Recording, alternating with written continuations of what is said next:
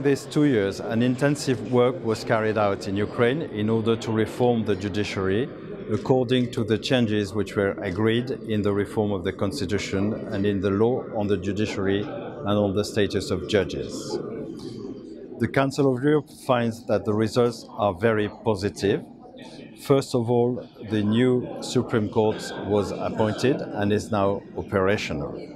We already see important decisions which are paving the way for progress in the implementation of the European Convention on Human Rights.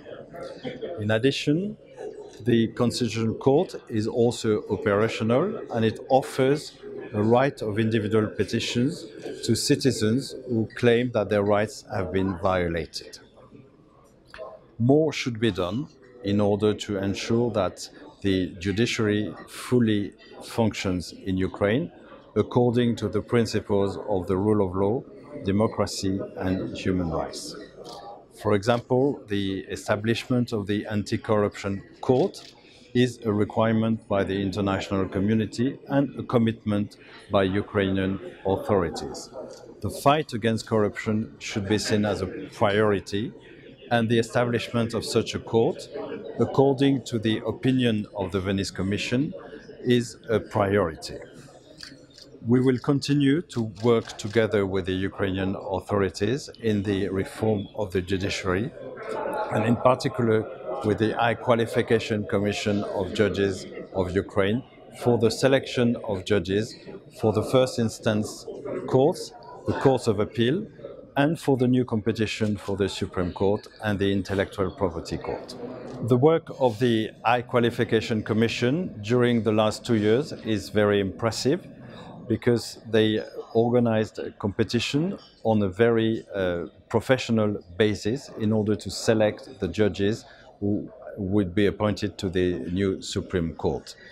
I've followed very closely this work and visited the Commission on several occasions and also followed interviews on YouTube, for example.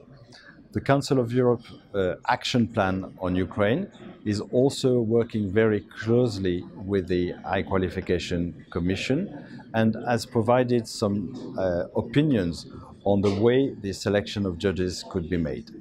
Now, after this first 2 years, we are currently proceeding in a review of the procedure and will provide advice on how to go further for the next competition.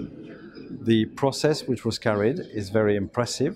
I don't know any precedent of that kind of procedure in other Council of Europe member states, but this is the clear translation of the commitment of Ukrainian authorities to the creation of a new judiciary which would comply with the requirements of the European Convention on Human Rights. The selection of judges is made through a transparent procedure. This was a choice made at the beginning in order to ensure acceptance by the citizens of the new judiciary. The solution which was decided in Ukraine is full transparency. It means that most of the interviews were held in public or publicly broadcasted. In that sense, I'm not aware of any example of such a procedure in other Council of Europe member states. It is probably the reflect of a true need to ensure transparency in order to secure a fair procedure.